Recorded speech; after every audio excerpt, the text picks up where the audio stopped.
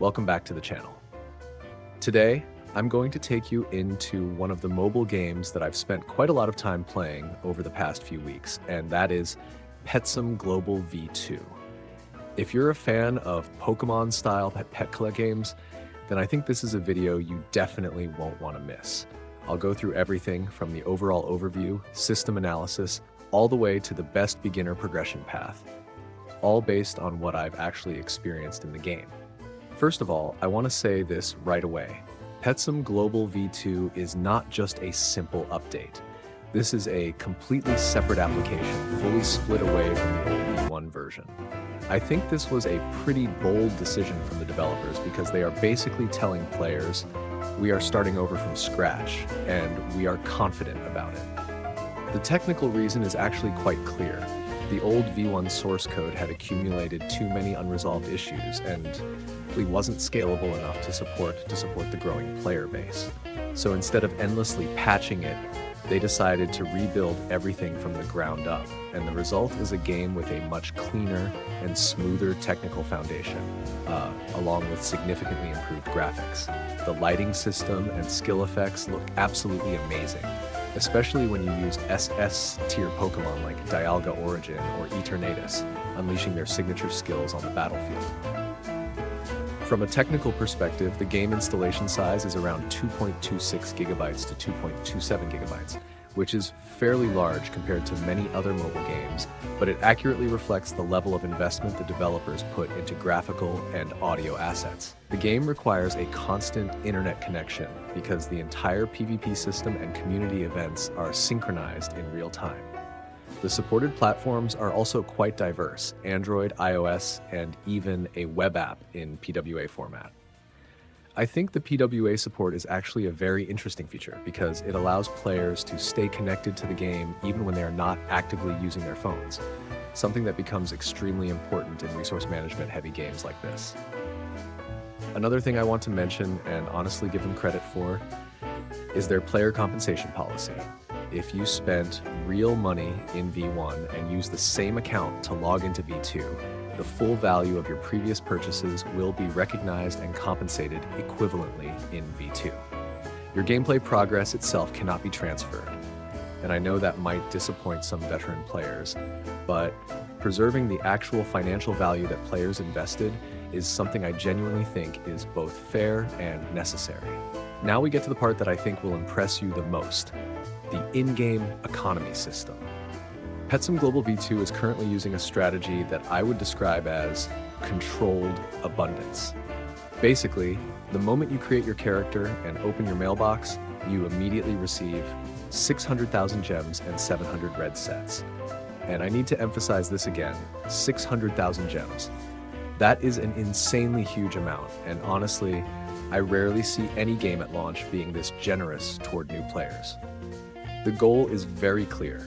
They want players to completely skip the painfully slow early game grind, jump straight into high-end content almost immediately, and instantly feel satisfied with the game. From a game psychology perspective, this is actually an extremely smart onboarding strategy. The VIP system has also been completely redesigned. Instead of climbing one VIP level at a time like before, new players in V2 are instantly upgraded to VIP 11 right from the start. This immediately unlocks autoplay features and increases the number of daily dungeon entries, which is incredibly convenient for players who don't have much free time but still want to maintain steady progression. And for players who want to push even further, the game introduces the SVIP system, ranging from SVIP 1, SVIP 2, all the way up to VIP 28 on certain special servers. One specific example that I found really interesting is that at VIP 16, you unlock a special held item exclusively for Mewtwo, and the difference in power before and after obtaining that item is genuinely massive.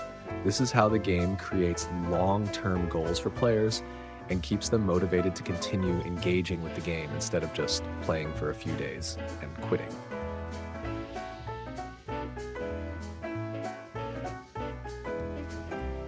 Now, I want to talk about the part where I think most beginners make mistakes: managing the initial 600,000 gems. You might think you should just spam summons freely, but Honestly, that is actually the fastest way to waste all your resources without gaining anything meaningful. Based on my real experience, there are 3 main pillars you should focus on first.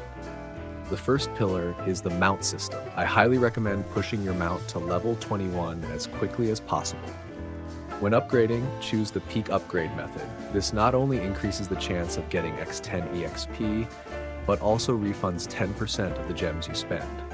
It may sound small, but with such a huge amount of gems, that refund becomes very significant in the long run. The second pillar is the auction, the lucky auction event on the server's 3rd day.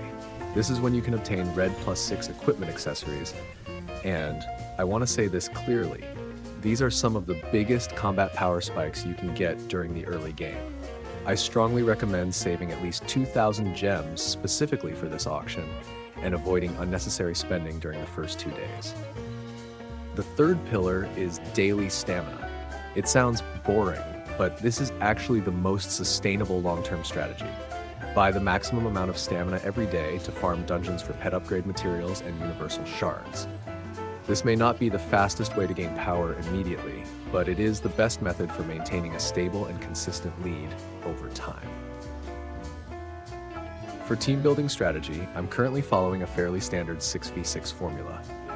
1 to 2 tanks to absorb damage and hold aggro, 2 main DPS units to output damage, and 2 to 3 support or CC units to lock targets and buff teammates. Once you obtain held items from VIP 16 and above, especially for Mewtwo, this character basically becomes a sweeping machine in PvP. The damage output is insanely high, and it becomes very difficult to counter if built correctly. Now I want to quickly talk about the 7-day progression roadmap that I personally found to be the most effective based on my own testing. During days 1 and 2, you should focus entirely on pushing the main story and upgrading your mount to level 21.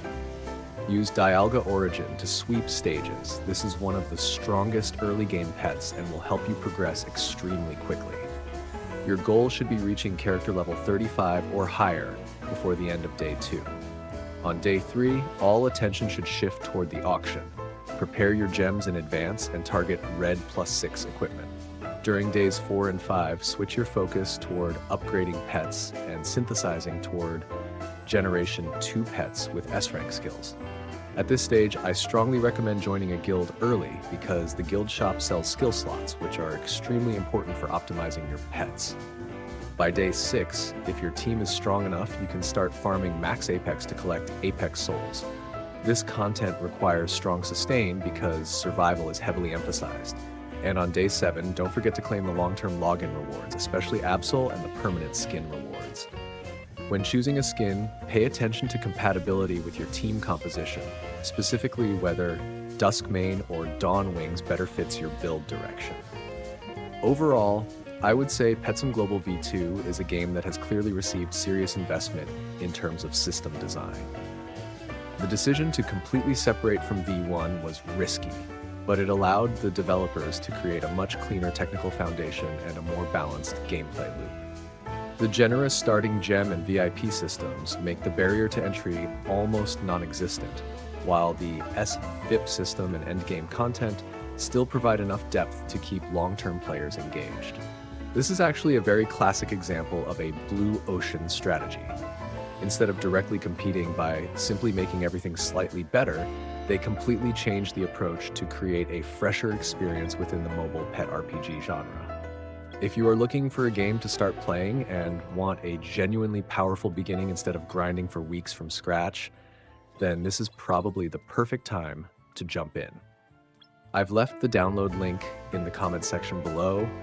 Make sure to use that link because it's also a way to support my channel so I can continue making review and analysis videos like this. I'm already planning a follow-up video that dives deeper into the PvP ranking system and how to build counter meta teams for highly competitive servers. So if you want to see that, don't forget to subscribe and turn on notifications. Thank you for watching all the way until the end. If you have any questions about the game or the strategies I shared, drop them in the comments. I read everything and I'll reply whenever I can. See you again in the next video.